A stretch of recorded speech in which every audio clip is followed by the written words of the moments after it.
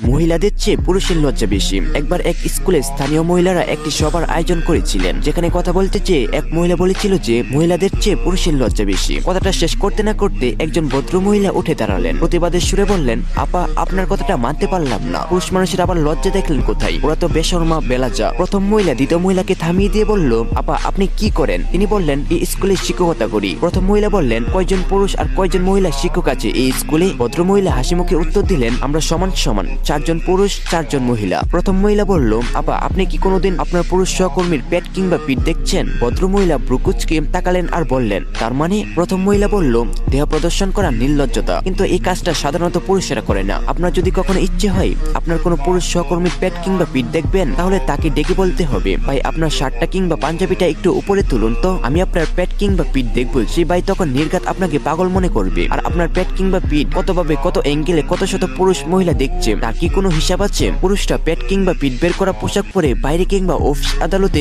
যাবে না, এটা তাদের স্বাভাবিক লজ্জা, যা থাকা উচিত ছিল মেয়েদের। অথচ মেয়েরা কিভাবে গলাটা আরেকটু বড় করে কাঁধ এবং বুকের উপরের অংশ বের করা যাবে কিংবা জামার হাতার উপরের অংশ কেটে মার্শাল দেখানো যাবে সে চেষ্টা করে। লজ্জাহীনতা মেয়েদের অস্তিত্ব মর্যায় এমন ভাবে ঢুকে গেছে যে এই বিষয়টাকে তারা লজ্জার বিষয় বলে মনেই করে না। এই ভিডিওটি দেখে হয়তো কারো খারাপ লাগবে, খারাপ লাগলে আমাকে মাফ করে দিবেন। এই ভিডিওটি দেখে কি বুঝলেন এবং কি বোঝানো হয়েছে এই বিষয়ে আপনার গুরুত্বপূর্ণ মতামত কমেন্ট বক্সে জানাবেন।